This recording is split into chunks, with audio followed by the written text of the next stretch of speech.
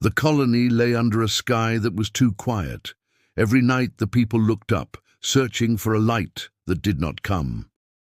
They had been promised that help would arrive, but the days stretched into weeks, and the weeks into months.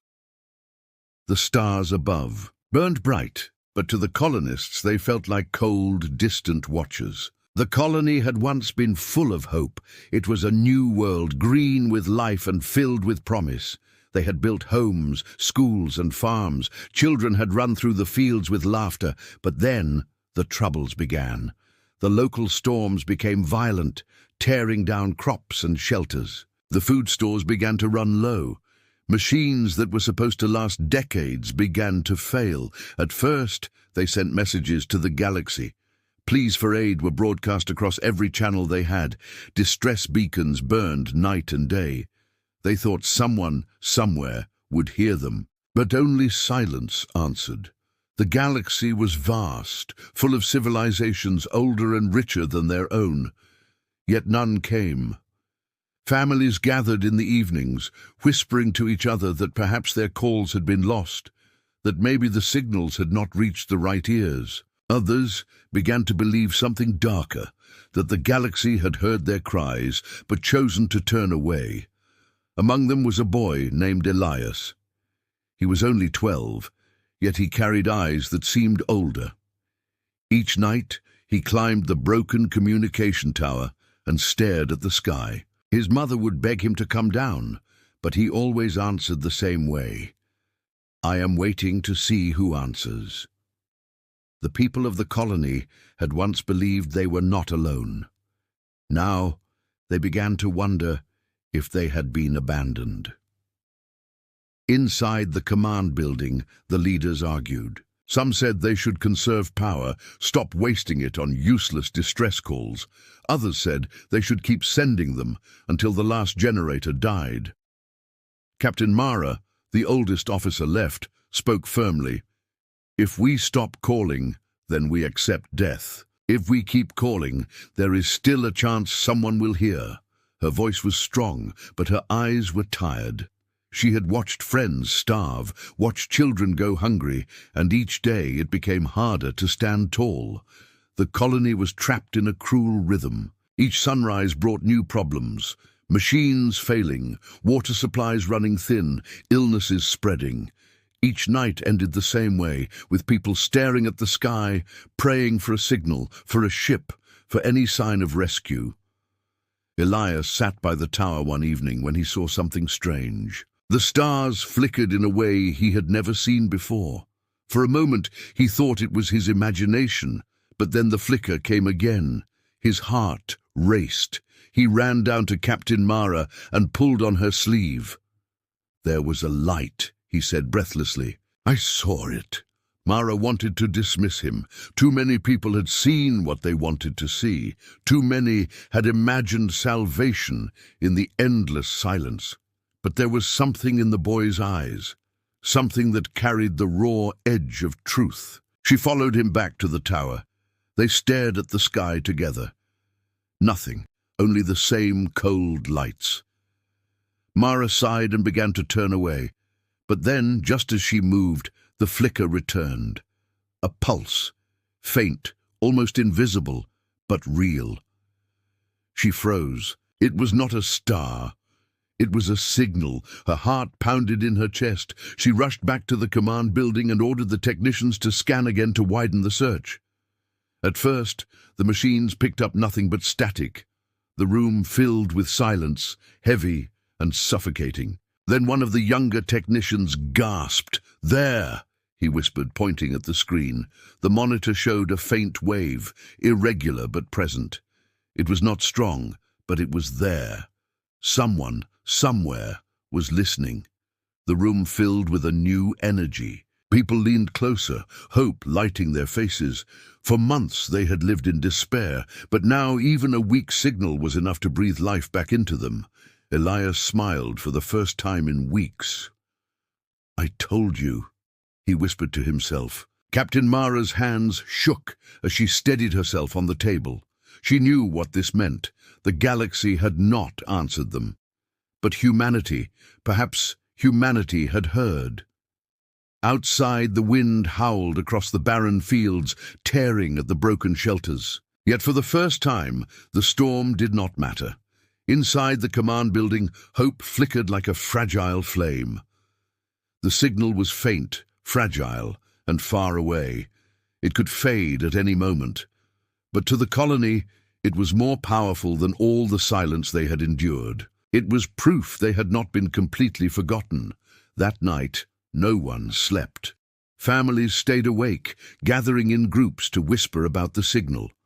Children held on to their parents, asking questions they could not answer. Was help truly coming? Was the signal real, or would it vanish by morning? Mara stood before them, her voice carrying steady and calm. We do not know who they are, or how far away they may be, but I promise you this, we are not alone. Someone is out there. Someone heard us. Her words echoed through the tired halls. For the first time in months, the people felt a small weight lift from their hearts. Far above, the stars kept shining, cold and distant, but hidden among them a faint voice had answered, and though it was weak, it was enough to remind the colony of one truth. Silence can last only so long, because sometimes when all seems lost, humanity does hear the call. Far away from the silent colony, on the edges of human space, a fleet drifted in the void. Its ships were not the most advanced in the galaxy. They did not carry the shining armor of ancient empires or the polished elegance of alien craft. But they carried something else, an unshakable oath. On the bridge of the flagship Resolute, Commander Arik Vey stood tall, his eyes fixed on the faint signal pulsing across the monitors. The technicians had almost dismissed it as background noise, just another flicker lost in the endless static of space. But when they cleaned the data, the pattern became clear. It was a distress call, weak and broken but unmistakable. "Source?" Arik asked. The young officer at the console adjusted his headset. "Coordinates trace back to Outpost Rylith, sir. Civilian colony. Records say it was listed as abandoned last cycle, declared lost." The word lost hung in the air like a curse. Around the galaxy it was common. Empires marked worlds as lost when they no longer cared to help them. For the galaxy's rulers, lives were numbers, and some numbers simply did not matter. Arik's jaw tightened. Lost to them, maybe. Not to us. A silence filled the bridge. Every officer there knew what he meant. Humanity had always been different. Other empires expanded, ruled, and consumed, but humans, though younger and weaker in power, held to a promise that had grown out of centuries of hardship on Earth. They never abandoned their own. An older officer, Admiral Juno Kale, stepped forward. Her face bore scars from wars long past, her hair streaked with grey. "Commander, the signal is real, but the route to Rylith is blocked by raider territory. Pirates nest along those lanes. Alien patrols from the Zorian Dominion sweep that sector. If we enter, we invite death." Arik turned his gaze to her. "So you are saying we should do nothing? Leave them to fade into silence?" The Admiral did not answer at once. She looked at the young crew, their faces tense but determined. She remembered the oath she herself had spoken as a cadet, no human left behind, no matter the cost. Her chest tightened. She gave a slow nod. "No, I am saying it will not be easy, but perhaps that is what makes us human." The decision spread quickly through the fleet. Messages rippled between the ships. Some feared the mission. Others embraced it with quiet pride. Mechanics tightened bolts with renewed focus. Pilots sat in their cockpits, whispering promises to the stars. Medics prepared supplies, knowing they would soon be used on strangers who were family by nothing more than shared humanity. In the mess hall of the Resolute, a young Marine named Ryan clutched a small photo of his sister. She had died on another world years ago because help had arrived too late. He stared at the faces of his squad and spoke quietly. "I won't let that happen again. Not if I can fight to stop it. Everywhere the oath rose from their hearts, unspoken but alive. It was older than any law, stronger than any empire. Humans do not leave their own behind. The fleet set course. Engines roared to life, shaking the hulls as they surged into hyperspace. The stars stretched into long, endless lines. For the colonists on Rylith, time was running out. For the fleet, the race had only begun. But danger lay ahead. As the Resolute entered the raider corridor, alarms filled the air. Half-broken ships, patched together with stolen parts, appeared on the radar. Raiders had been waiting, drawn by the faint heat signatures of approaching prey. "Contact!" shouted the sensor officer. Arik stood firm. "Shields up! Weapons hot! No retreat!" The first blast struck the hull, rattling the ship. Sparks flew across the bridge. Yet the humans pressed on. Fighters launched from the hangar, small craft darting into the void with trails of fire. The raiders swarmed like vultures, but the humans fought back with precision, their determination sharp as steel. On the colony, people still stared at the sky, unaware that a battle was being fought for them, unaware that across the blackness, men and women were risking everything to keep a promise. Back on the flagship, Admiral Kale leaned close to Arik. "We could turn back, save ourselves. The galaxy would not blame us." Arik's reply was cold and clear. "The galaxy does not decide who we are. We do." The battle dragged on. Ships burned. Raiders scattered into the dark. The humans limped forward, damaged but unbroken. The signal from Rylith pulsed stronger now. It was still faint, still fragile, but it called them like a heartbeat. In the aftermath of the fight, the crew worked without rest. Engineers crawled through smoke-filled corridors to repair engines. Medics stitched wounds under the flicker of emergency lights. Yet no one spoke of turning back. The oath burned in their silence, in their actions. On the quiet colony, Captain Mara stood by the tower. She stared at the stars and whispered to Elias beside her. "If someone has heard us, they will come." I believe it. And far across the void, battered but determined, a human fleet carried that belief forward. Because humanity was not just another empire. Humanity was something else entirely, something the galaxy would soon be reminded of. They had heard the call, and they would answer.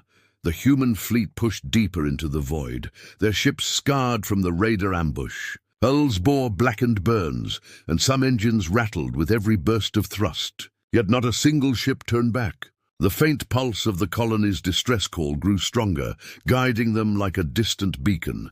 But space between them and Rylith was not empty. It was full of shadows. The Zorian Dominion patrolled this region, an empire older and colder than ice. To the Zorians, abandoned colonies were warnings, not burdens. Their philosophy was simple: the weak deserved to vanish. And so they had sealed the routes, guarding them like hunters circling prey. On the bridge of the Resolute, Commander Arik studied the star maps. Red markers flashed where Zorian ships prowled. The fleet was not strong enough to face them head-on. "We are deep in their hunting grounds," Admiral Kale said quietly. "One wrong move and they will crush us." Arik's voice was firm.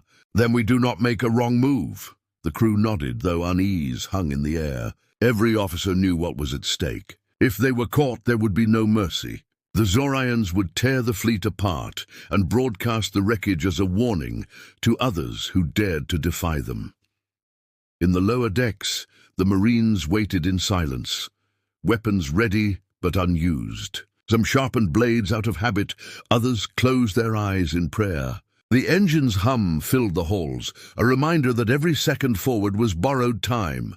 The fleet moved slow, hiding among asteroid fields, using their damaged hulls as camouflage. Pilots whispered to each other, guiding ships through narrow cracks in the rocks. A single mistake could shatter them against stone, but the humans pressed on. At the colony, the days dragged on. Captain Mara's people grew weaker. Crops failed under endless storms, and children cried themselves to sleep with hunger. Yet hope flickered. Elias returned to the tower every night, watching for lights across the stars. He did not know how far away the rescuers were. He only knew they were coming. One night the signal grew clear enough to hear. Static crackled through the old speakers, broken words bleeding through. The colony gathered in silence. "Hold on, coming humanity." Tears filled eyes across the hall. Even the strongest broke down, clutching each other as the message played again and again. They were not forgotten. Help was real, but as hope bloomed on Rylith, danger closed in around the fleet. Zorian interceptors detected the faint heat of their ships. Within hours, warships appeared on the scanners, their long black hulls like daggers in the dark. Their engines glowed red, a predator's stare fixed on its prey. "Contact," the sensor officer whispered. The fleet held its breath. Arik gave the order. Silent mode. "Power down all unnecessary systems. Let them pass." The ships dimmed, drifting like ghosts among the asteroids. The crew sat still, every breath loud in their own ears. Zorian warships slid past, scanning the rocks. For a moment it seemed they had gone unnoticed. Then a siren blared. A single human ship had vented too much heat. The Zorians detected it. Their weapons charged. "Prepare for impact," Eric shouted. The first barrage slammed into the fleet. Shields flared, hulls screamed, and fire ripped through one of the escort ships. The humans returned fire, but the Zorian guns were stronger, sharper, merciless. Fighters launched into the void, darting between blasts. Human pilots fought like wolves, striking fast, vanishing into debris, then striking again. Yet the enemy numbers grew, wave after wave. In the chaos, Admiral Kale stood by Arik's side. Her face was calm, though her eyes burned. "If we keep fighting like this, we will all die." Arik's answer was steady. "We fight not because we can win. We fight because they are waiting for us." The fleet pushed forward, tearing through the blockade. They lost ships, brave crews swallowed by the darkness. Explosions painted the stars red. But still they moved. Still they refused to turn back.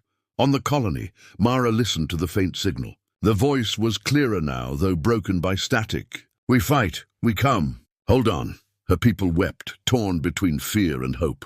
They did not know the price being paid for their survival. They only knew that somewhere in the black void, humans were fighting to keep a promise. Hours turned into days. The fleet limped onward, damaged and bleeding. Yet their spirit held. Mechanics patched holes with scraps of metal. Medics tended to the wounded under flickering lights. Pilots slept in their cockpits, ready to launch again. And then, through the storm of battle and silence, the beacon of Rylith flared bright on the monitors. They were close. The crew erupted in tired cheers, voices cracking with relief. The colony was no longer just a signal. It was a destination within reach, but the Zorians were not finished. Their final fleet blocked the last corridor, massive dreadnoughts stretching across the void like a wall of death. Arik stared at the map, his fists tight. They had come too far to stop, too far to fail. "Set course," he said quietly, "no matter the cost." Humanity does not turn away, and so the fleet, battered and broken, faced the greatest darkness yet. The colony of Rylith had reached its last dawn. Storms raged across the broken fields, tearing apart what little remained of the farms. Homes that had once been filled with laughter now stood hollow, their walls cracked, their lights long gone. Families huddled together, weak from hunger, waiting for an end they had come to believe was certain.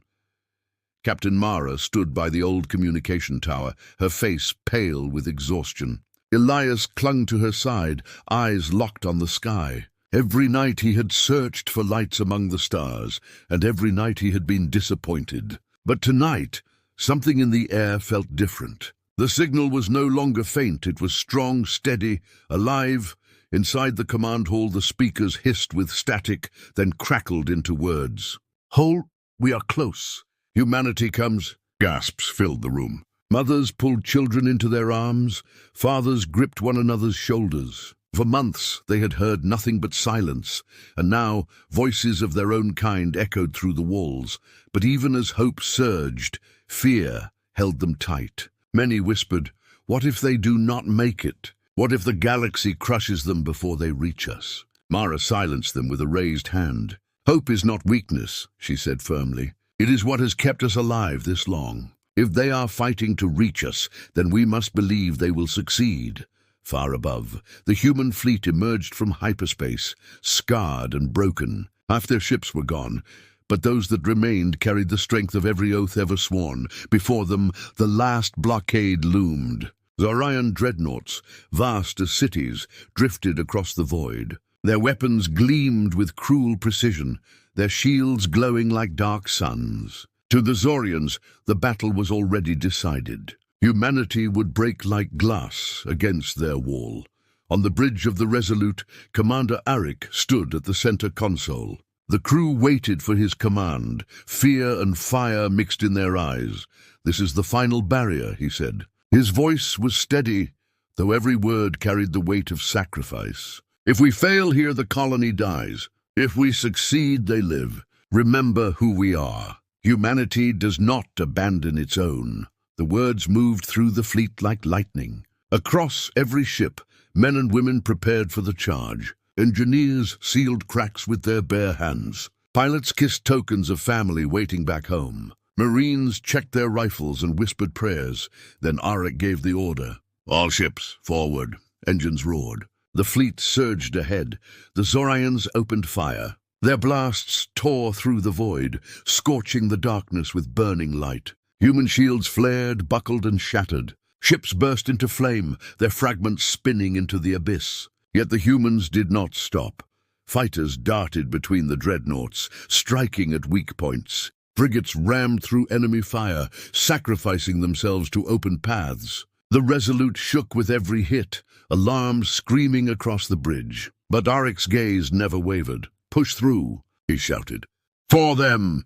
On Rylith, the people gathered outside. Clouds split with thunder, but through the storm, Elias pointed upward. His voice cracked with wonder. "Look!" Through the black sky, fire streaked down. At first, the colonists thought it was the storm itself, meteors burning in the atmosphere. But then shapes formed, ships, human ships. The colonists fell to their knees in disbelief. Tears blurred their vision as engines roared above them. The rescuers had come. Captain Mara's hand trembled as she reached for Elias's shoulder. Her voice broke with emotion. "They made it." The Resolute descended, scarred and burning but alive. Its landing thrusters roared across the field, scattering dust and debris. Smaller ships followed, dropping down into the colony, their ramps lowering with metallic groans. And then the moment came. Human soldiers stepped out into the storm. They were dirt-covered, weary and scarred from battle, but they carried crates of food, water and medicine. Their eyes swept across the colony, and then one of them extended a hand. Mara stepped forward, her boots sinking into the mud. She hesitated, then grasped the soldier's hand with all her strength. The crowd behind her erupted in sobs and cries of relief. For months they had believed they had been left to die, but now they were saved. Elias ran to the nearest soldier, tears streaming down his face. "I told them you would come," he said. "I told them humans don't forget." The soldier knelt, placing a hand on his shoulder. His voice was hoarse but kind. "You were right, kid. We never leave our own." For the first time in endless months, laughter echoed through the colony. Food was shared, medicine was given, and the people who had been shadows of themselves stood tall once more. Above them, the storm raged on, but it no longer mattered. Humanity had reached through the darkness, through fire and blood, to keep their promise. On the Resolute, Admiral Kyle looked out over the landing site. Her scarred face softened. "We lost much," she whispered. "But this is why we fight." Arik stood beside her, silent, his eyes fixed on the colony below. He knew the galaxy would not understand. To other empires, this act was foolish, reckless, wasteful. But to humans, it was everything, because humanity was not defined by power or empire. Humanity was defined by the hand that reached through the storm. Refusing to let go, the storm on Rylith passed, but the memory of it stayed. For the first time in months, the colony was alive with sound, real sound, not the cries of despair or the silence of hunger. Children laughed as they ate warm food. Families embraced as medicine eased their pain. Soldiers and colonists worked side by side, repairing homes, clearing debris, and planting seeds once more. The people had been on the edge of death, yet now they were saved. And they owed it not to the galaxy, but to humanity alone.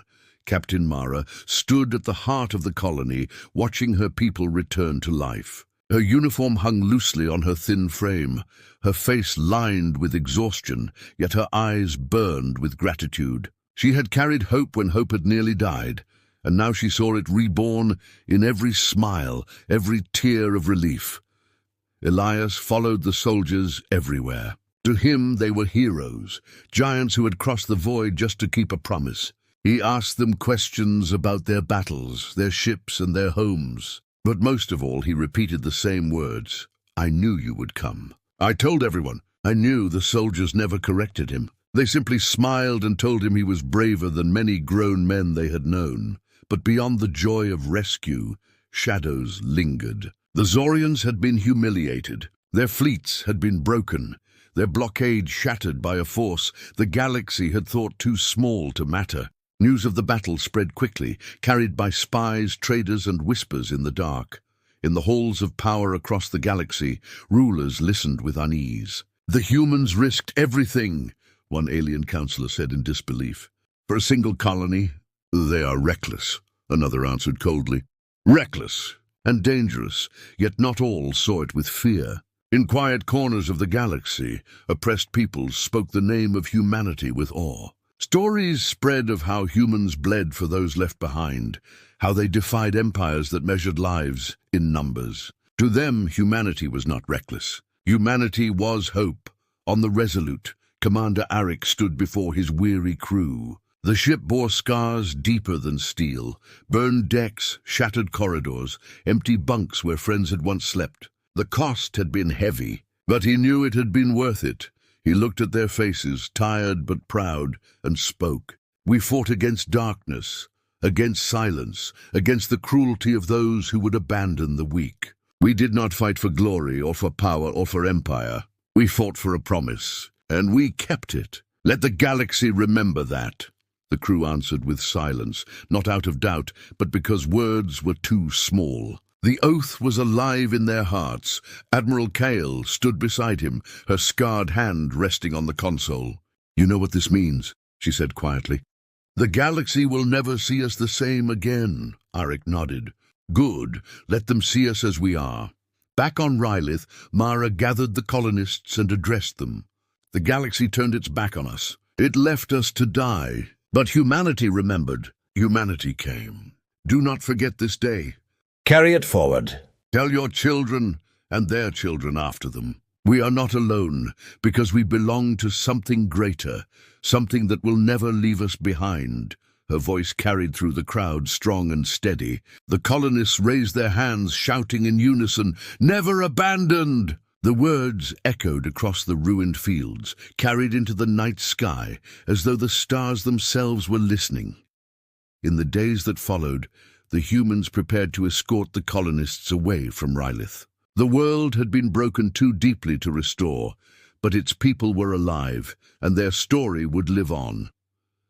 As the ships lifted off, Elias pressed his face to the viewport. The world he had known grew smaller beneath him, fading into a swirl of clouds and broken land. Yet he was not afraid. His eyes shone with determination. "When I grow up," he whispered, "I will join them. I will keep the promise too." A soldier beside him heard and placed a hand on his shoulder. "Then you will carry what it means to be human."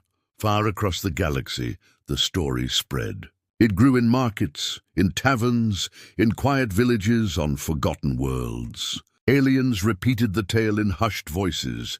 The humans came. They bled, they fought, they did not turn away. While others abandoned, they reached out their hand. And so a single rescue became something greater than a battle or a mission. It became a legend, a warning to empires, and a light to the forgotten. Humanity was not the strongest, not the oldest, not the richest, but they carried something the galaxy had long forgotten. An oath written not in laws, but in hearts. No human left behind, and in that oath was their legacy. The colony of Rylith lived. Humanity's name spread, and the galaxy would never be the same again.